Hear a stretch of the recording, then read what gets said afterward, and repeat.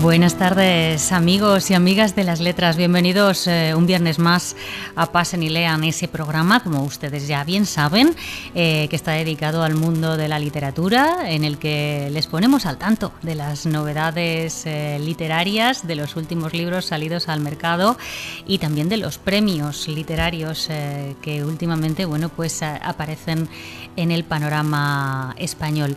De hecho, hoy vamos a hablar con el último ganador del premio Minotauro.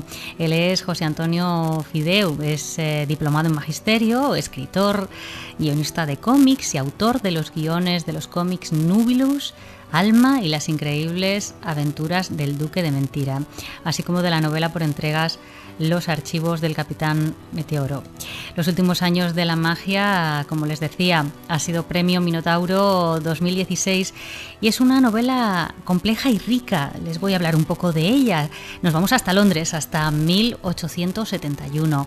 El joven Aurelius, prisionero en la taberna familiar, se siente condenado a languidecer viviendo una existencia tan gris como la de su padre. Sin embargo, una mañana le será revelado su destino.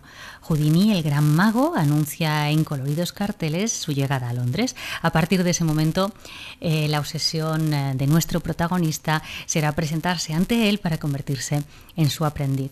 Gracias a su ingenio, pronto tendrá la oportunidad de entrar en su camerino, donde descubrirá su mayor secreto. Houdini, el prestidigitador, es un mago verdadero, no hay trucos tras su poder, pero esta revelación llegará después de otra, que la magia es peligrosa, que existen poderes dispuestos a acabar con ella y con quienes la utilizan. Los últimos años de la magia es una novela en la que la aventura, la intriga se mezclan con la fantasía para ofrecer una reinterpretación de las leyendas que desde hace siglos avivan nuestra imaginación.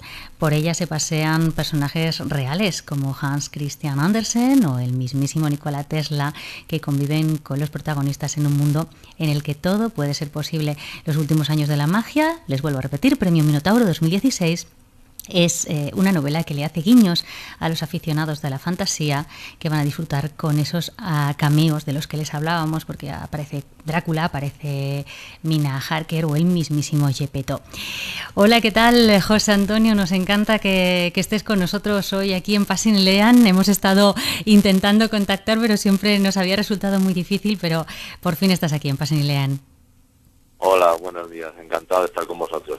Bueno, sí. Perdón, yo creo que soy una persona accesible, pero no sé, al final es que la vida te lleva por donde ella quiere y entonces, pero bueno, lo bueno es que estamos aquí hablando ahora No, mismo por juntos. supuestísimo.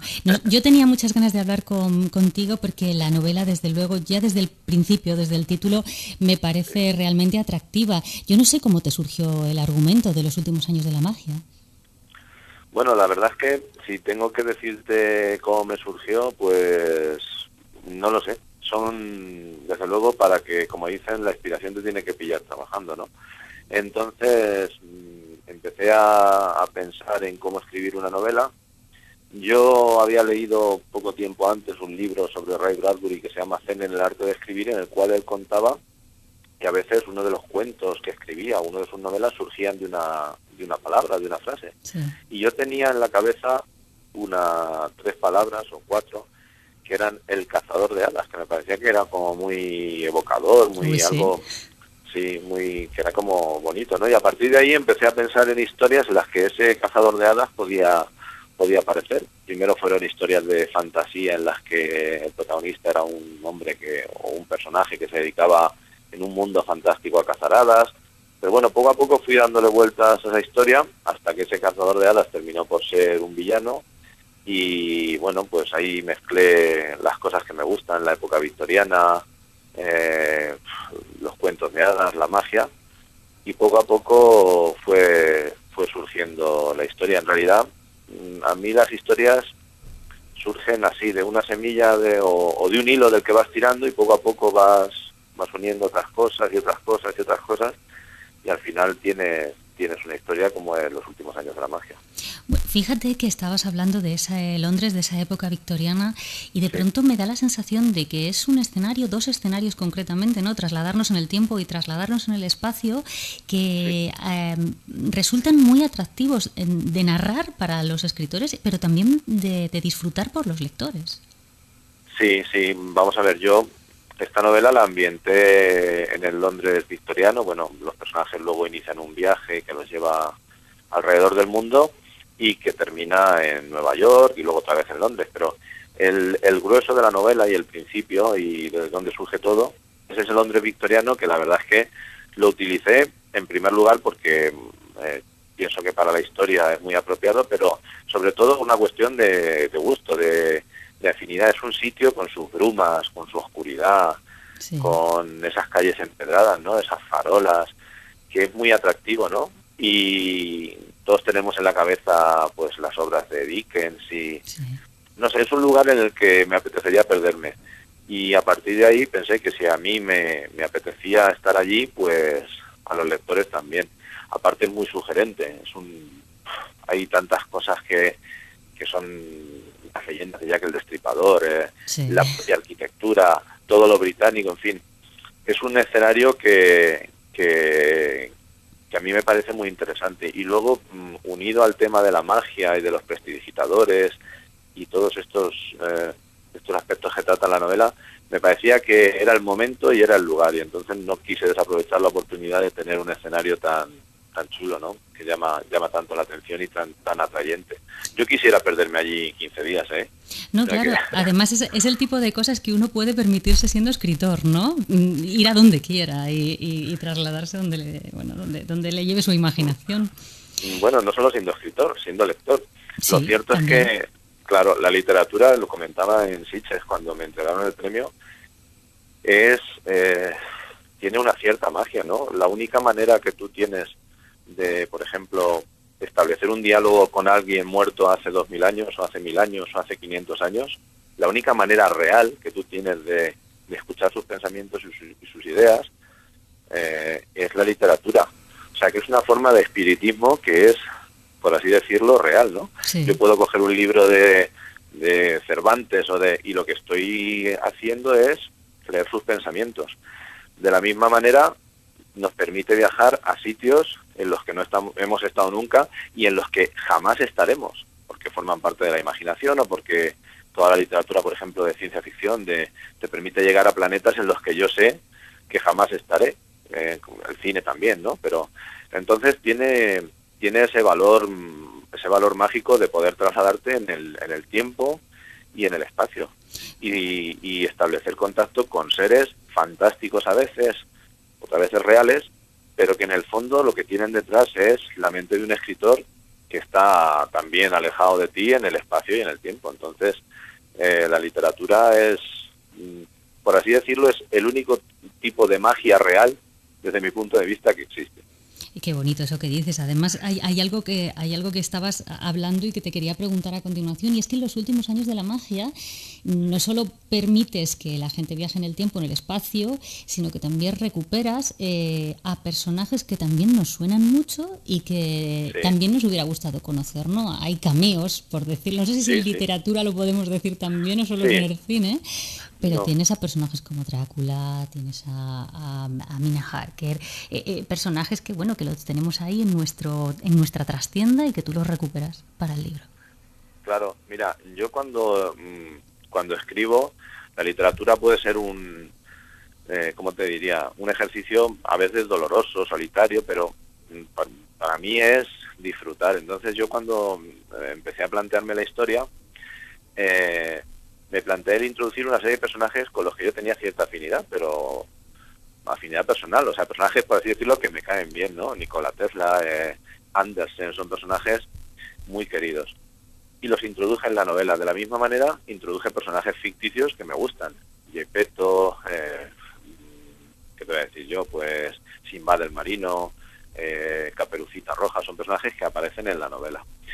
Pero lo que yo quería es que esos personajes que aparecían en la novela aparecieran de una manera lógica, es decir, lógica en el sentido de que cumplieran con la coherencia interna de la novela. Es decir, no aparece Caperucita Roja porque sí, y cuando aparece Tesla no aparece porque sí. Entonces yo me busqué una artimaña para que todos esos personajes casaran y funcionaran bien dentro de la historia.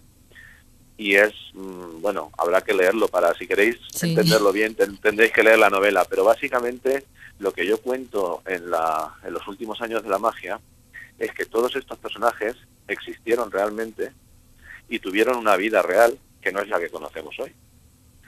Y a partir de una caza o de los actos de un personaje, que es ese del que te hablaba antes, el cazador de hadas, cuando este personaje los fue cazando a todos estos personajes en la vida real y los cazó precisamente por hacer magia, o sea, los castigó por hacer magia, pues a partir de que los caza, la realidad como si cambiara y toda esa vida mágica que ellos tuvieron y que fue la vida real se ha olvidado y pasamos a conocer de ellos otras biografías.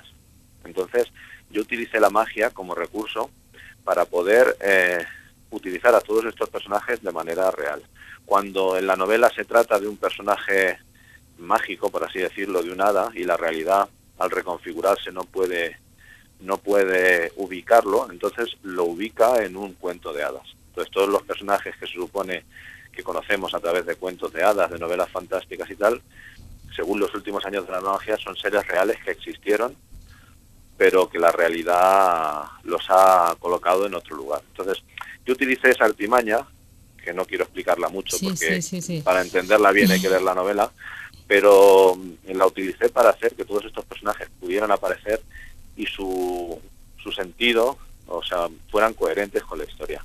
Y aunque parezca una cosa así un poco extraña, yo creo que al final ha quedado bastante bien y la gente que lo lee se sorprende mucho y la verdad es que me comentan que les gusta mucho el tema, o sea que en ese sentido estoy contento. Claro, es que además hay personajes, estabas hablando de algunos de ellos, pero uno en concreto que yo creo que, bueno, hay dos personajes en tu novela que a mí me llaman y me han llamado siempre poderosamente la atención. Uno de ellos es Houdini. Y él, bueno, es una presencia muy importante dentro de los últimos años de la magia. No sé para ti qué significaba o qué ha significado, si simplemente es uno más en el que te has fijado. No, mira, no se trata de Houdini el escapista, es Jean-Eugène Robert Houdin, que es el mago que está considerado como el padre de la magia moderna, en el cual se inspiró Houdini para ponerse ese apelativo. O sea, bien, pues eso no lo sabía. Es anterior, es un personaje anterior y es un personaje real. Y fíjate, es capital en la novela, es el personaje que inicia la acción, el que lo mueve todo, porque en la vida real este hombre, que empezó siendo relojero y se convirtió en un mago súper importante en su época, está considerado, ya te digo, el padre de la magia moderna, porque fue el hombre que sacó la magia de barracones, de feria, de espectáculos así un poco como marginales y la llevó a los teatros, se empezó a vestir con chaqué, empezó a hacer de la magia un espectáculo como más digno, ¿no? También era muy famoso por los autómatas que creaba. Sí. No sé si has visto la película de El ilusionista. Sí, en esa película aparece un autómata que es un árbol de naranjas que florece. Sí. Pues Houdin fue el creador de ese autómata y tiene un museo en Francia, que creó él en su tiempo, donde están todos sus aparatos y sus trucos.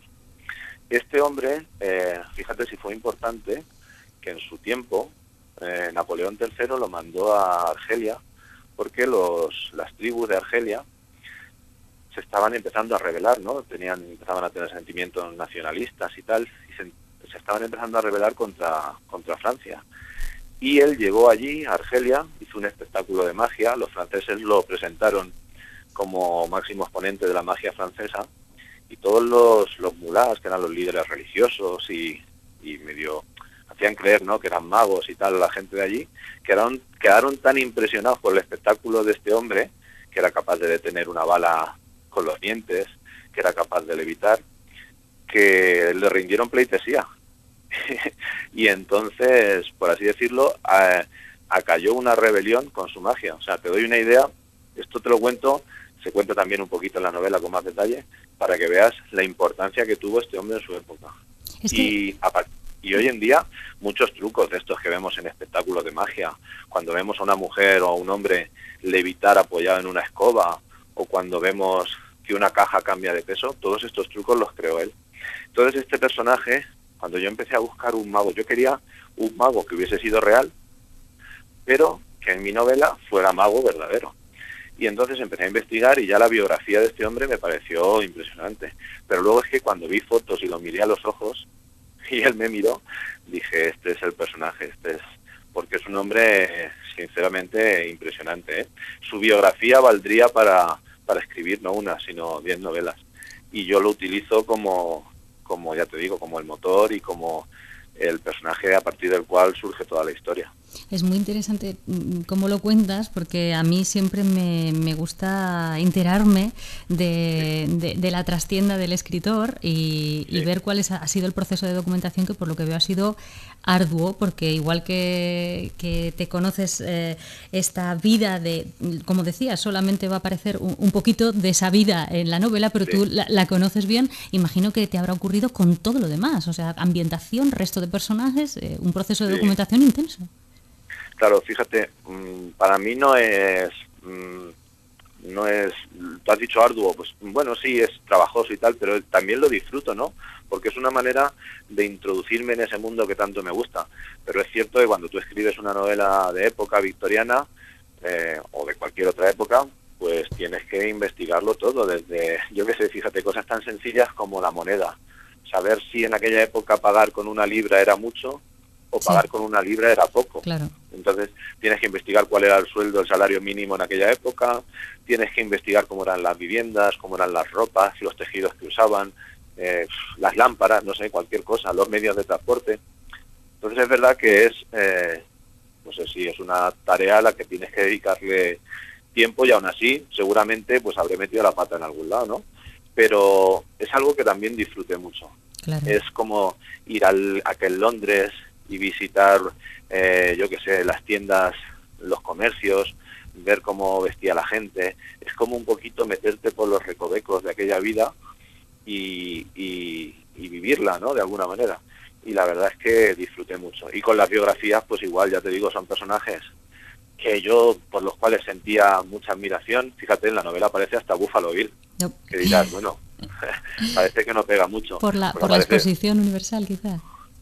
No, porque ellos viajan a Estados Unidos y en uno de los momentos van conociendo magos de diferentes sitios, y uno de esos magos es Buffalo Bill. Ya te he comentado que el cazador de hadas, cuando los asesina, hace que cambie su historia, y nosotros conocemos otra historia de Buffalo Bill, pero en mi novela Buffalo Bill era mago. Y bueno, igual que él, pues aparecen pues muchos otros personajes que, aunque aparezcan 2 páginas, 3 páginas, pues tienes que saber qué edad tenían en ese momento, si habían viajado a tal sitio o no, cómo era su vida. En fin, la verdad es que sí es un trabajo en el cual hay que ser meticuloso. Pero bueno, ya te digo, yo lo he disfrutado mucho también. También es verdad que tú podrías haber elegido, tenías personajes reales con vidas muy atractivas todas, y podrías haber optado a utilizar el género histórico. Sin embargo, te has decidido por la fantasía. Supongo que hay una razón para ello, por gusto personal. Sí, claro, mira, bueno, yo siempre he disfrutado con la fantasía. La fantasía te permite una libertad que a lo mejor otros géneros no te lo permiten, no te la permiten, ¿no? Y luego, aparte, la fantasía te permite contar cosas de manera, voy a decir, aparentemente liviana o ligera o despreocupada, que no lo son tanto. Yo en esta novela, pues, aunque es una novela de aventuras, una novela fantástica y tal, me preocupo un poquito por el sentido que está tomando el mundo, ¿no? Por hacia dónde avanzamos, la sociedad a la que estamos creando, ¿no? En la que lo que importa es cuadrar balances, hacerlo todo obedecer, hacerlo. Entonces mis personajes, que son magos, luchan contra la realidad, que es un poco luchar contra eso. Entonces eso, la fantasía me da una libertad y me permite hacerlo, pues, por decirlo así de alguna manera, sin sermonear. Aparte, es un género que a mí me encanta y que yo amo. O sea, para mí una historia fantástica bien contada tiene un colorido impresionante, ¿no? Y ya te digo, me gustaría poder refugiarme en esas épocas y en esos lugares.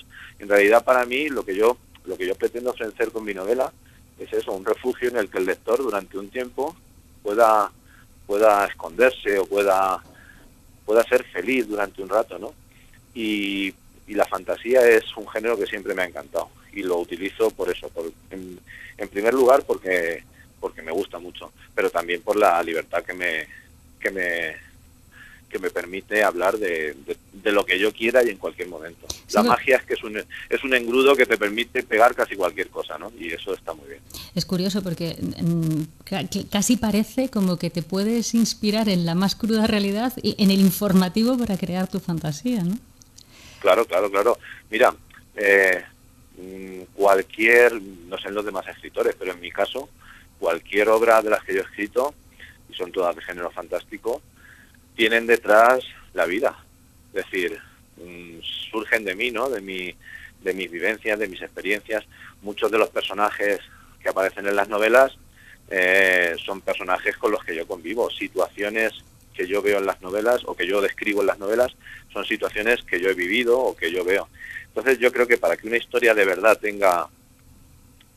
llegue al lector y cale dentro de él, tiene que tener, por muy fantástica que sea, una base real.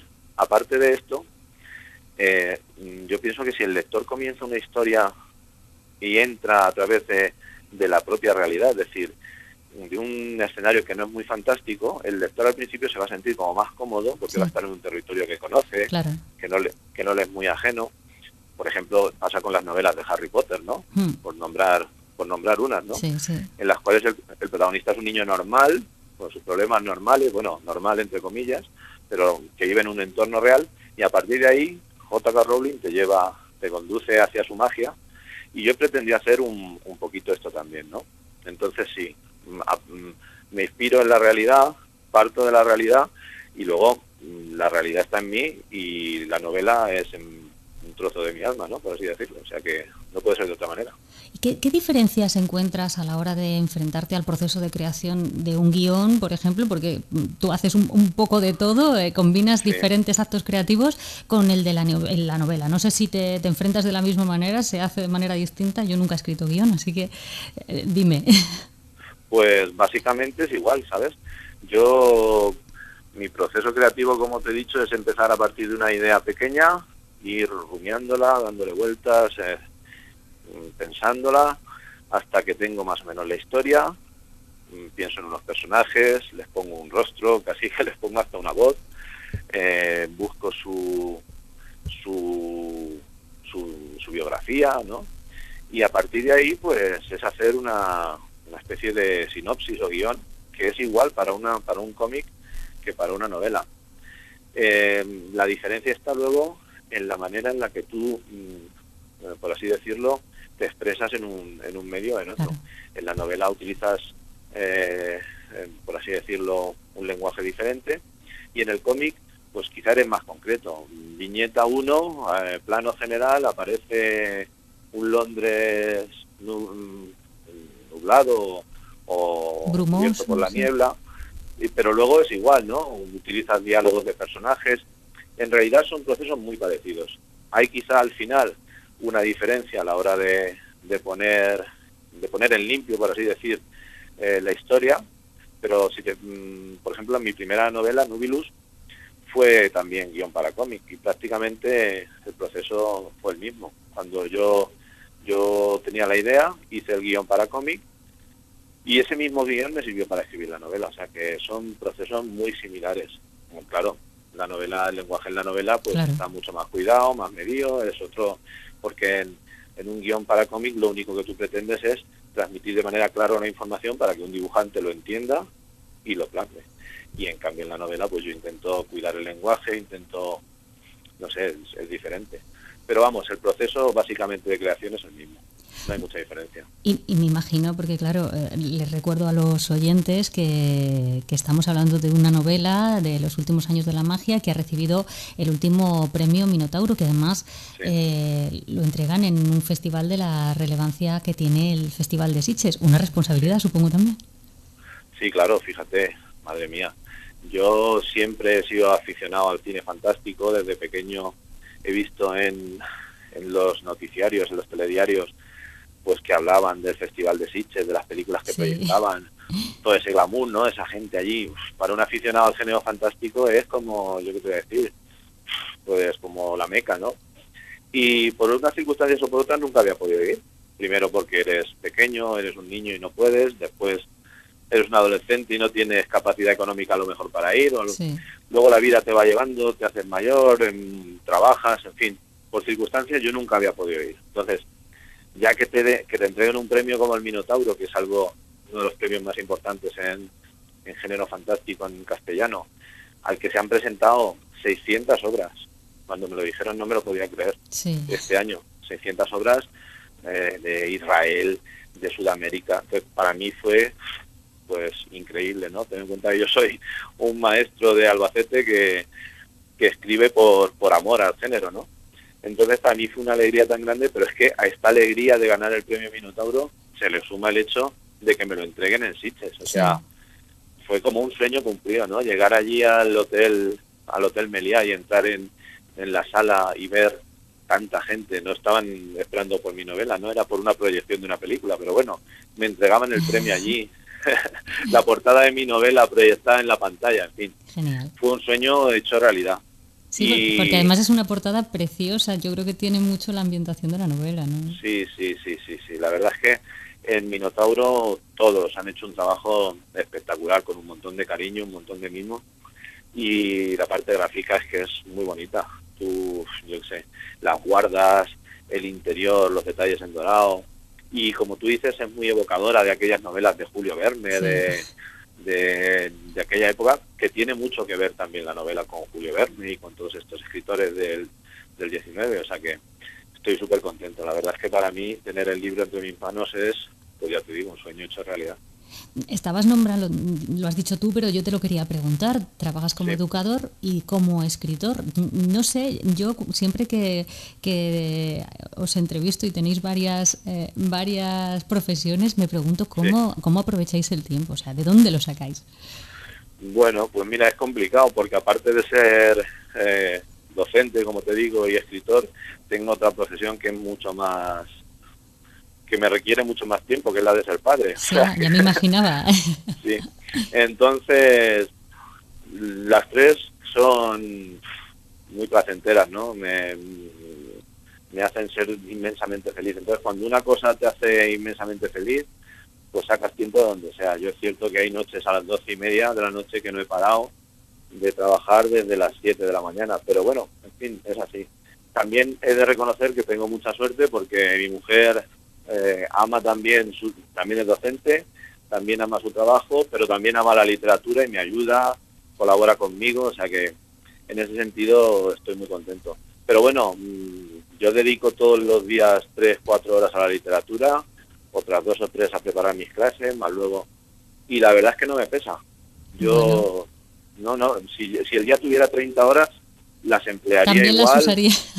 Sí, y las disfrutaría, porque es que cuando no estoy escribiendo estoy leyendo, y luego, claro, todas estas cosas, una riqueza que en mis clases pues también las puedo utilizar y con mis alumnos, que son niños pequeños, me sirven para hacer un montón de cosas. Son armas que tengo también, ¿no? Entonces estoy muy contento de poder compaginar las dos profesiones, o las tres, como decíamos, sí. y de disfrutarlas todas, pero en profundidad, ¿sabes? Pues no sabes lo que me alegro de que por fin hayamos podido tener esta entrevista. Ha sido un placer hablar contigo y de este Igualmente. Libro, de estos últimos años de la magia, Premio Minotauro 2016. Muchísimas gracias, José Antonio, por estar con nosotros en Pasen y Lean. De nada, a vosotros. Un abrazo. Un abrazo. Venga, adiós.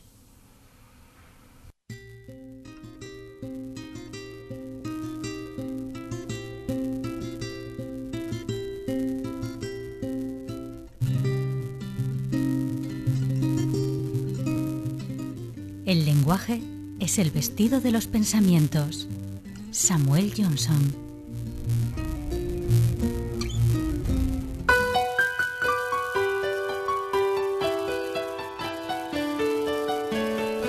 Pues hasta aquí nuestro Pasen y Lean de hoy. Espero que hayan disfrutado con esta entrevista. La verdad es que yo, pues me ha encantado saber ese proceso de creación de la novela Los últimos años de la magia. Y yo, como siempre, les emplazo para que vuelvan a estar con nosotros el viernes que viene a partir de las 6 de la tarde. Les recuerdo que también pueden escuchar estos programas a través del canal de YouTube, Canal Nerea Riesco, o a través de la página web www.nereariesco.com. Pasen y lean, ya lo saben, su programa dedicado al mundo de la literatura, pues siempre intentando hacerles un poquito más felices. Un abrazo y hasta el próximo viernes.